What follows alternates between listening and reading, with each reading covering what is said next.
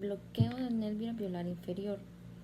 Este bloqueo nos anestesia el nervio alveolar inferior, el mentoniano, el incisivo y en ocasiones el lingual. Las áreas que nos anestesia son las pulpas de la hemiarcada, mucoperiósteo bucal, el periósteo, el piso de la boca y 2/3 anteriores de la lengua y la porción inferior de la rama mandibular. Los puntos anatómicos a tomar en cuenta son el rafe pterigomandibular, representado por la línea blanca, la línea oblicua interna y el plano oclusal. La altura de la inyección va a ser dirigida cuando colocamos el dedo índice o el pulgar sobre el plano oclusal de las molares en sentido hacia la línea oblicua interna.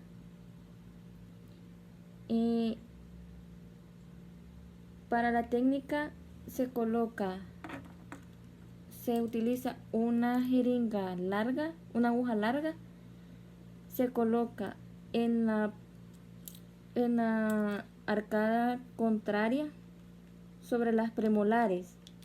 Una vez que colocamos el dedo pulgar sobre el plano oclusal, dirigimos la jeringa sobre este plano imaginario y se localiza el punto de punción 3/4 posterior al rafe pterigomandibular.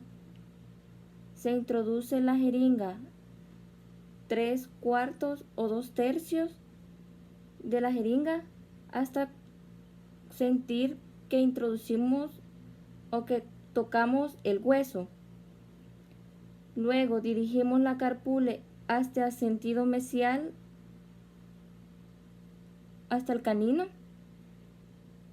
y retiramos 1 milímetro de la aguja. Depositamos lentamente el anestésico. Bloqueo del nervio bucal. El nervio anestesiado es el nervio bucal. Las áreas anatómicas de referencia son las molares inferiores y el pliegue mucobucal.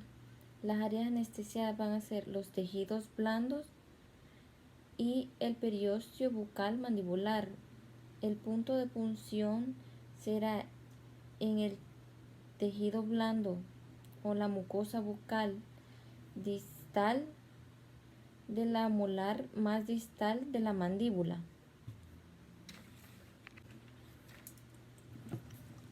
Para esta técnica utilizamos una aguja larga, la cual debe ir su bisel hacia abajo, paralela la jeringa al plano oclusal y debe ir dirigida hacia el hueso. Se debe introducir de 1 a 2 milímetros y antes de sentir el hueso debemos depositar el anestésico local para evitar el dolor en el paciente. Bloqueo del nervio mandibular con la técnica de Go-Gates. Los nervios que se van a anestesiar son el nervio alveolar inferior, el mentoniano, el incisivo, el bucal, el lingual, el miloideo y el aurículo temporal. Las áreas anestesiadas van a ser tejido blando lingual, 2/3 anteriores de la lengua, periósteo, piso de la boca, mucosa bucal, pulpas de la hemiarcada, piel que recubre el hueso cigomático, porción posterior de la mejilla y regiones temporales. Las áreas anatómicas a tomar en cuenta extrabucales van a ser la escotadura intratrágica y la comisura labial. Y las áreas anatómicas intrabucales van a ser la cúspide mesial de la segunda molar superior. El punto de punción de esta técnica es la mucosa de la cara mesial de la rama mandibular.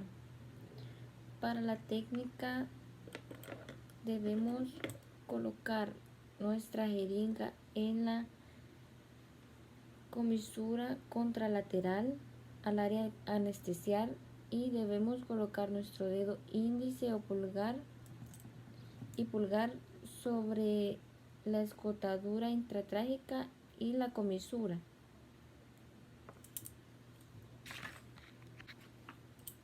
La carpule se coloca en el área de las premolares en dirección a la cúspide mesiolingual de la segunda molar superior del área anestesiar.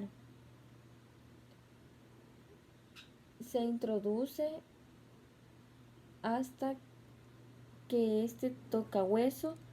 La jeringa va dirigida hacia el trago.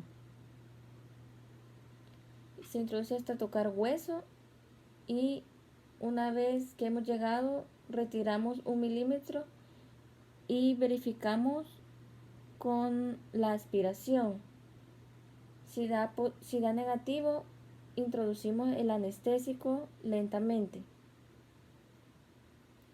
Una vez que hemos introducido el anestésico, le decimos al paciente que espere con la boca abierta para que haga efecto el anestésico. Bloqueo del nervio alveolar a boca cerrada de Vazirani-Akinoski.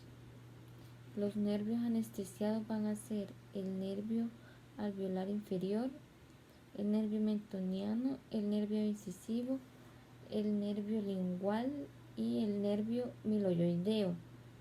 Las áreas anestesiadas van a ser las pulpas de la hemiarcada, tejido blando lingual, periósteo, 2/3 anteriores de la lengua, piso de la boca, tejido bucal o mucosa bucal hasta antes del agujero mentoniano.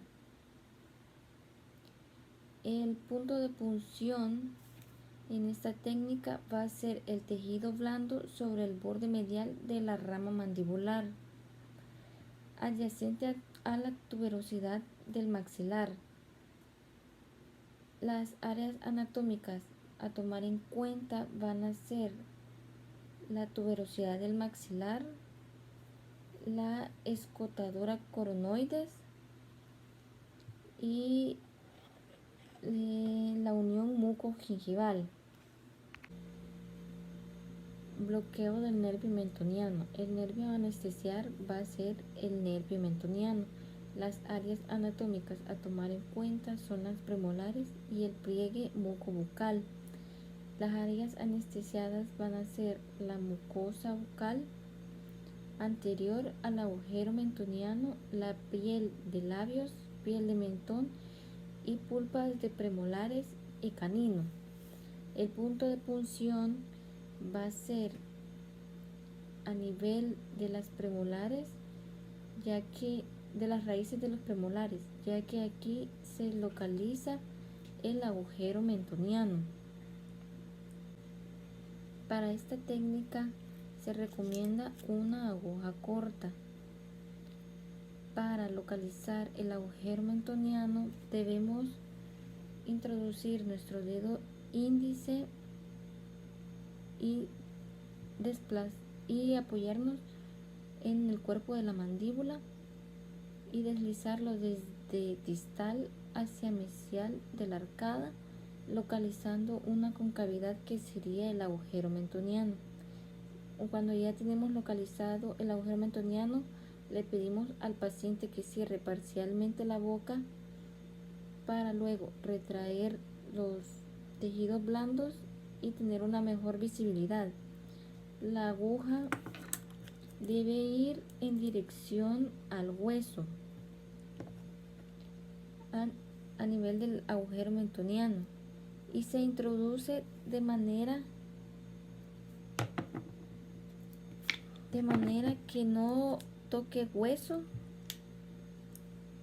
ni se introduzca en el agujero mentoniano. Bloqueo del nervio incisivo. Los nervios a anestesiar van a ser el mentoniano y el nervio incisivo. Las áreas anatómicas a tomar en cuenta son las premolares y el pliegue mucobucal. Las áreas anestesiadas van a ser el tejido, la mucosa bucal anterior al agujero mentoniano, pulpas de incisivos caninos y premolares, piel de labio y piel de mentón. El punto de punción va a ser a nivel del agujero mentoniano. En esta técnica se utiliza una aguja corta, la cual se va a colocar en dirección al hueso a nivel de la primer premolar o del canino.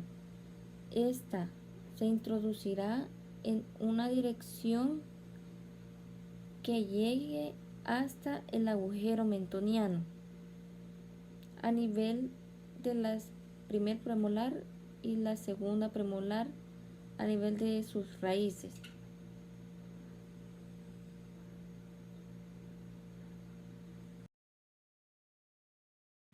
Inyección intraligamentaria.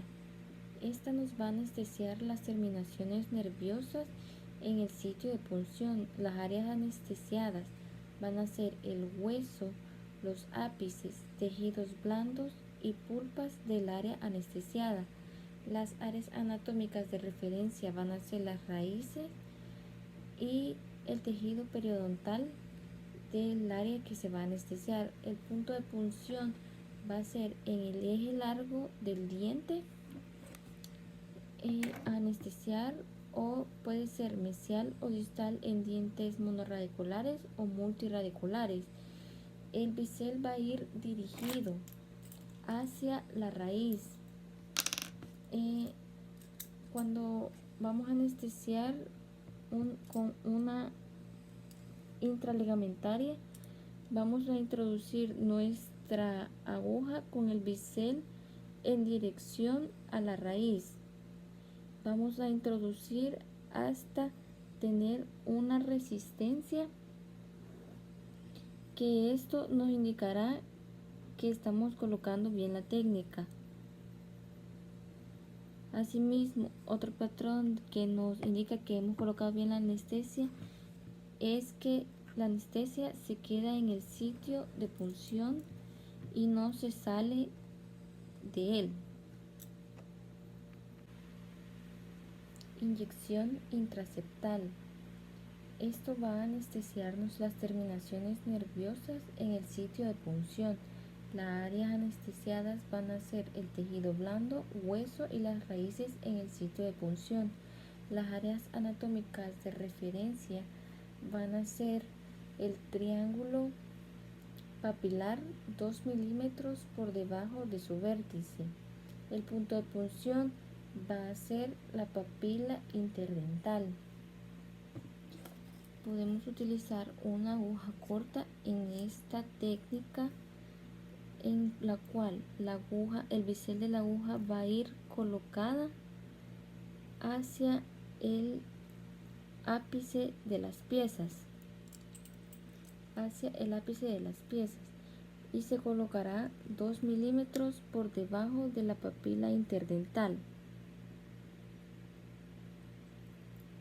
en un ángulo de 45 grados.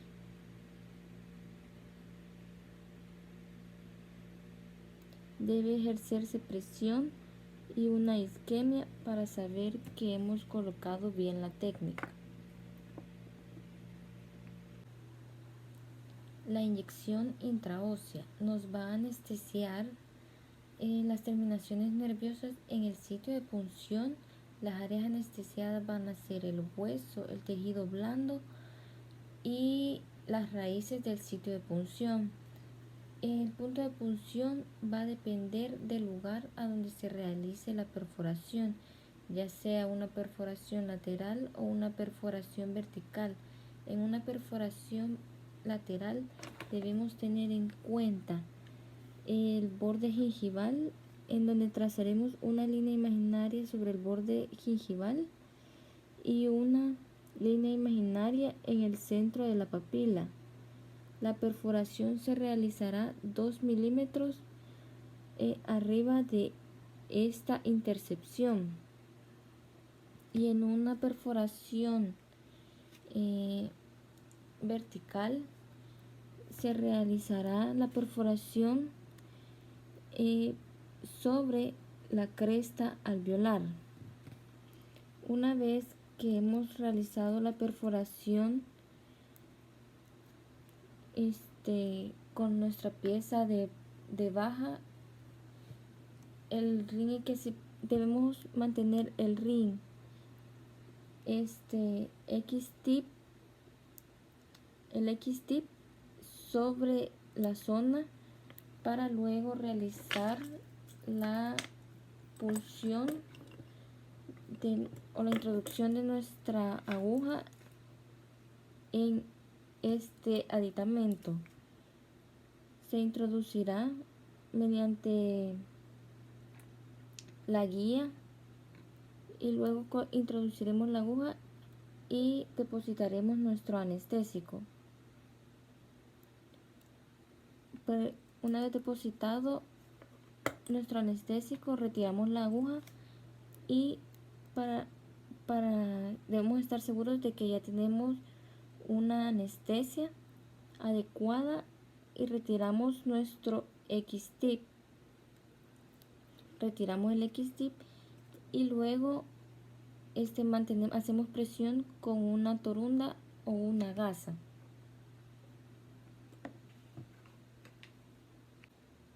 Inyección intrapulpar. Nos anestesia las terminaciones nerviosas del sitio de punción.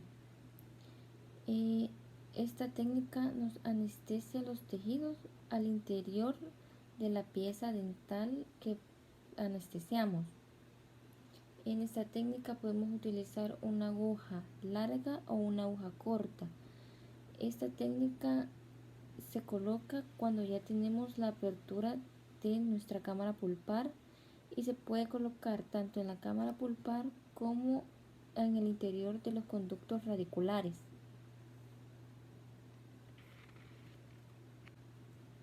Esta técnica puede colocarse así, o podemos doblar nuestra aguja. Sin embargo, al doblar la aguja puede provocar una fractura de la aguja.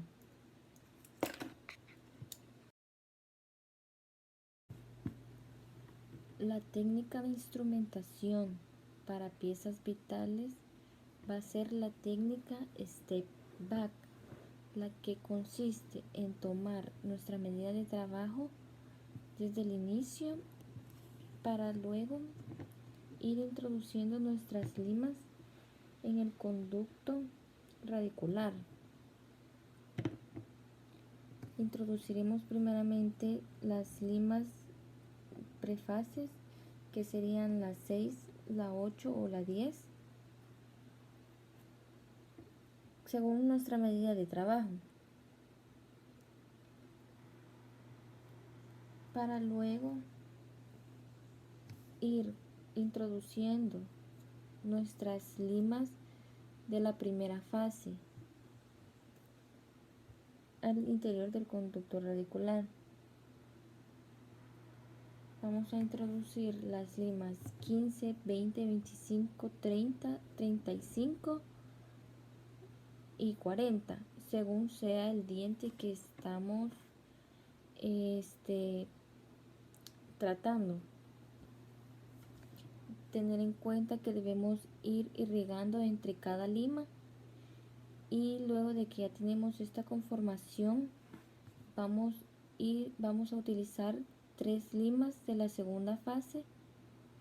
Según este caso, serían 3 limas de la segunda fase, que serían la lima 45, 50 y 55, las cuales deberán ir disminuyendo 1 milímetro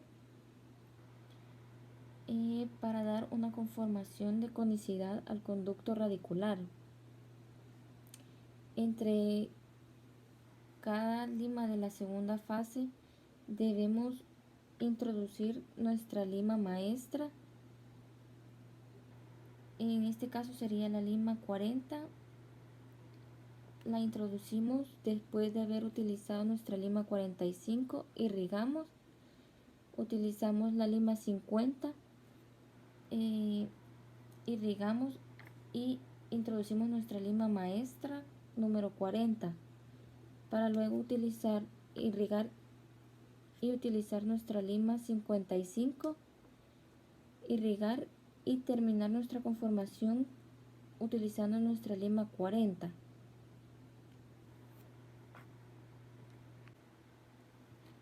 Para las piezas necróticas, la técnica que utilizaremos es la técnica Step Down, en la cual tomamos nuestra medida de trabajo desde el inicio para poder determinar qué lima introduciremos primero, ya que en esta técnica introducimos una lima de mayor calibre primero para ir conformando los 2 tercios coronales primero.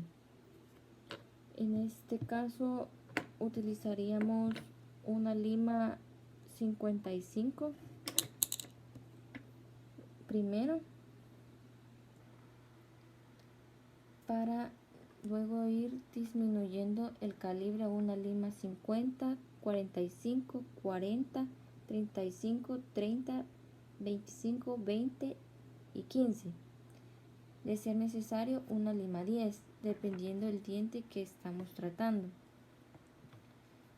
Y en estos casos, una vez que ya tenemos la conformación de nuestra pieza necrótica para evitar la extrusión de tejido necrótico hasta nuestros tejidos periapicales,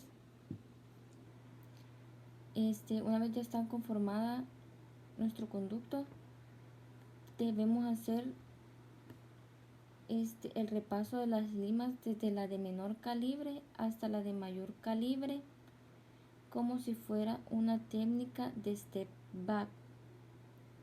Tener en cuenta que debemos tener una abundante irrigación entre cada lima.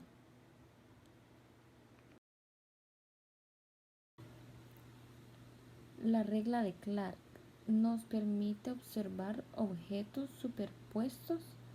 Esta regla relaciona la forma de cómo cambia la posición relativa de la imagen radiográfica.